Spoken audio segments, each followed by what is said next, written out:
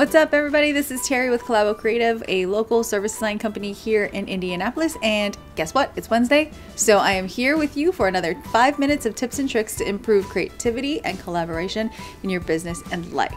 As a company, what we do is we actually help other companies connect with the people they serve, from their customers all the way through to their team members. And in doing that, a lot of times we need to think about how we help people solve problems.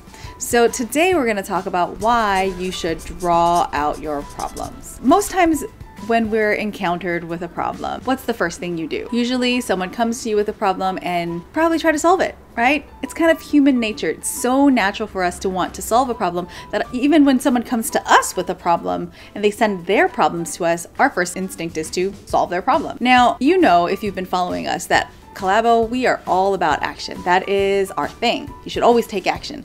And trying to solve problems is a form of taking action. So we're not trying to say don't solve problems, but hear me out. Oftentimes, when we hear someone's problem, the first solution that we come up with might not always be the best one. Now, let me know if this sounds familiar to you. So let me give you an example. Have you ever, let's say, lived in an apartment with another person, had a roommate, or maybe you shared a house. So you had a roommate in your space, right? And possibly this roommate may have gotten on your nerves at times. And you say, well, yeah, she can be a little bit of a challenge or a problem, or maybe he, right? And a lot of times we think of that roommate, you can picture that roommate, and maybe they were late on rent all the time. And you thought, this is really a problem. Why is Jane always late on rent? Why can't she just be on time? Why can't she get her life together and make sure that she's paying the rent on time? Because we're both living here.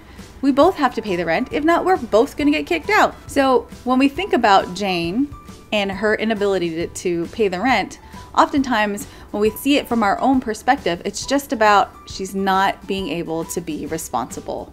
And that's a problem. But if you were to draw that problem out, and I don't mean drag it out forever and just keep nagging Jane. I mean draw it out physically. Grab a piece of paper and grab a pencil and put Jane in the center there. Start drawing what are all the different things that Jane has going on in her life. Maybe she lost her job. Maybe she's working 5 different jobs. Maybe she's got, a family to take care of. She's got aging parents. And maybe they have mounting medical bills that she's helping to pay for so that they don't get kicked out of their house. Maybe she's trying to pay her tuition and pay for her books and her supplies for school. So when you're able to draw out that picture, you can see all the different parts and pieces that are connected to what we think the problem is.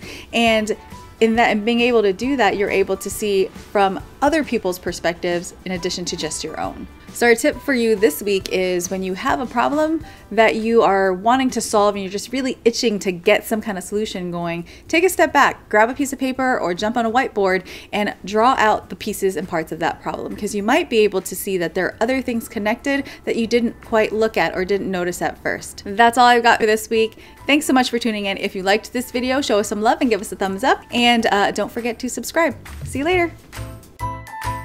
Do you have any questions or topics you'd like us to tackle? Shoot over an email to hello@collabocreative.com.